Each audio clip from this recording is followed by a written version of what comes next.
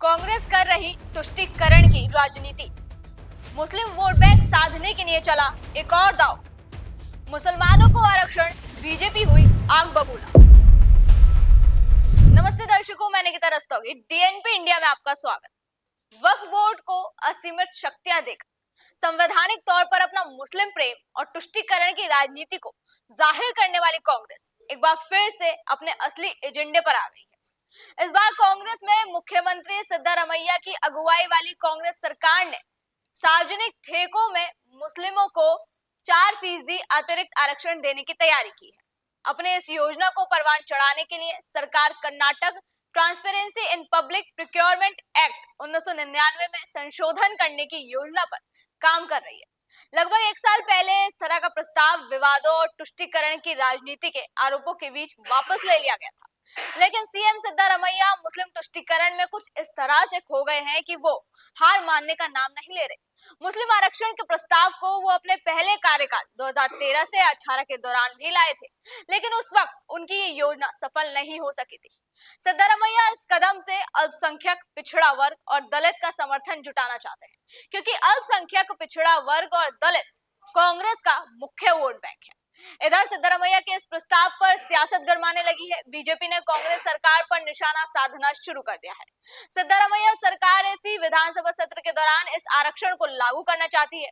बताया जा रहा है कि कानून एवं विधायी मामलों के मंत्री एच.के. पाटिल ने इसे मंजूरी दे दी है। मीडिया रिपोर्ट्स के मुताबिक अगर ये लागू हो जाता है तो कर्नाटक में सरकारी ठेकों में आरक्षण की सीमा बढ़कर 47% तक हो जाएगी। जानकारी के लिए बता दें कि कर्नाटक में अभी एससी और एसटी ठेकेदारों के लिए 24%, ओबीसी वर्ग 1 के लिए 4% और ओबीसी वर्ग 2A के लिए 15% आरक्षण है। इन सबको मिलाकर कुल 43% कॉन्ट्रैक्ट आरक्षित होते हैं।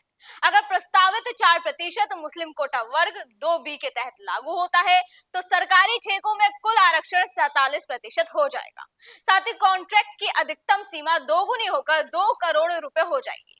वहीं अब सरकार के इस फैसले से वोकालिगा और लिंगायत समुदाय के ठेकेदार नाराज हैं, क्योंकि उन्हें ऐसा कोई आरक्षण नहीं मिलता। इसके अलावा बीजेपी ने भी इसे लेकर कांग्रेस पर निशाना साधना शुरू कर दिया है। बीजेपी ने इस कदम का कड़ा विरोध किया।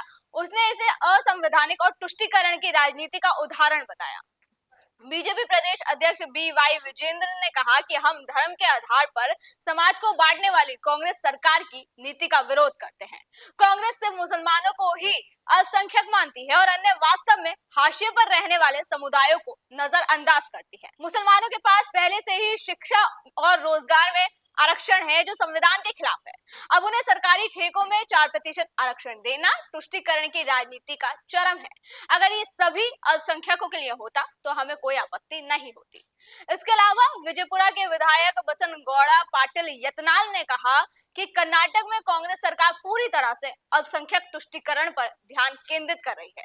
इस तरह का आरक्षण संविधान विरोधी है।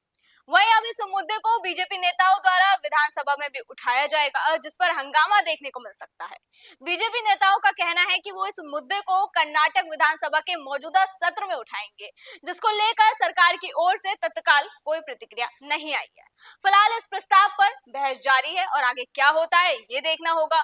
क्या ये प्रस्ताव विधानसभा में पास हो जाएगा? क्या कोर्ट में इसकी चुनौती दी जाएगी? इन सवालों के जवाब आने वाले समय में ही मिलेंगे, लेकिन इतना तय है कि कर्नाटक की राजनीति में एक नया सियासी भूचाल आने वाला है। अभी के लिए इतना ही। आप देखते रहे डीएनपी इंडिया। नमस्कार।